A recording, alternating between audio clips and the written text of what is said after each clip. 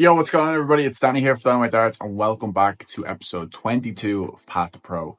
This is the series where I'll be documenting and vlogging my journey moving from an amateur darts player to hopefully one day stepping on that Ali Pali stage. Welcome back. It has been a long time. Yes, I know it's been a number of months since I recorded one of these, but I'm gonna do an update every few months or so, just because I'm still playing and I'm focusing on playing as opposed to recording content, and I find my game gets better when I do that. And if I'm to weigh the two up in my hands, I'd rather be a darts player than a content creator. I'd love to do both full time, but the main thing is getting better at the game. So I find when I do this, take a few months off content and then come back and update you guys, I actually seem to get better results. So if it ain't broke, as the saying goes, don't fix it. The last video I posted was, I believe, after the Killarney Darts Festival, which was 3 or 4 months ago. Since then, a lot has happened, but I want to use this video to give you my 3 biggest tips that have helped me consistently increase my average pretty much every month over the past 2 years. Now, these 3 tips are for someone who just either wants to improve their average or start winning their first or more competitions. So first things first, my goals for this year are very simple. Now, just because these are simple doesn't mean they're easy. I have 2. Number 1, the goal for this year is to hit a 9 darter. I don't care if it's in practice, in a game, whatever. The goal for this year is to hit a 9 darter.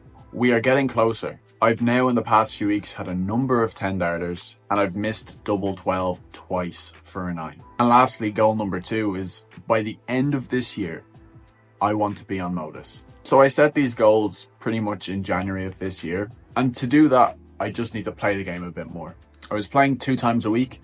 Now I'm up to playing 3 to 4 times every single week. I have my Wednesday night in the Bell for our league. And then also I do between 1 to 3 ADC nights every week. Obviously, to get onto the Modus, the only way to do that, for me anyways, is to win a Modus qualifier by finishing in the top 32 in the ADC.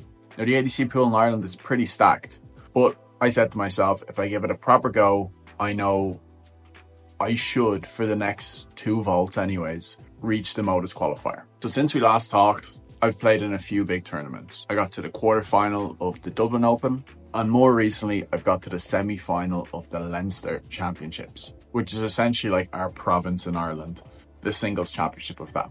And I've also managed to win 2 ADC nights and get to a further 2 finals in this vault so far, which leaves me currently sitting, I believe, 8th or 9th in Ireland with a long time to go in this vault. But the way I'm picking up points, I'm hoping to finish there, which is also nice because it's my first time giving the vault a proper go. And all I need to do is finish in the top 32 by the end of this month to qualify for that Modus qualifier.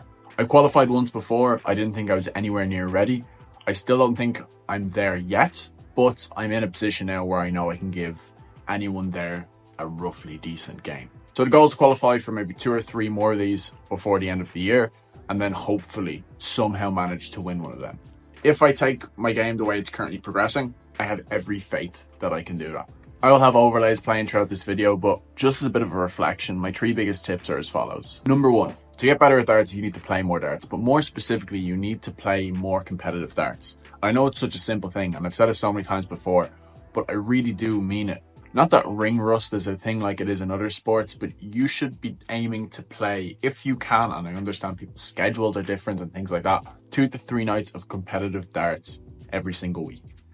If you just play league darts, I have nothing against league darts, but I do think it takes away from your ability to progress in a singles competition, because normally in a league game you might get 1 or 2 games a night, whereas something like the ADC, you're guaranteed 5 or 6 games a night, particularly if you get out of your group. Tip number 2, don't be afraid to change equipment.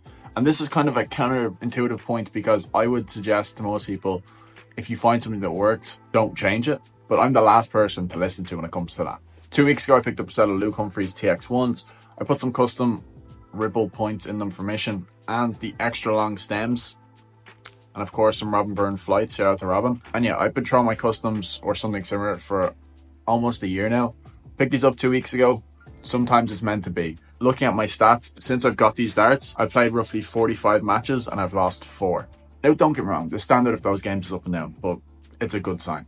And finally, point number 3. You have to have the confidence to know that you can win, but also be reasonable enough to not get too disappointed if you lose. And I know for some of you guys that may not resonate as much as it will with others, but particularly if you're at the position where you're used to winning becomes a habit, and you win more than you lose, you can't let a loss or even a number of losses knock you back, because darts is a game that can mentally eat away at you.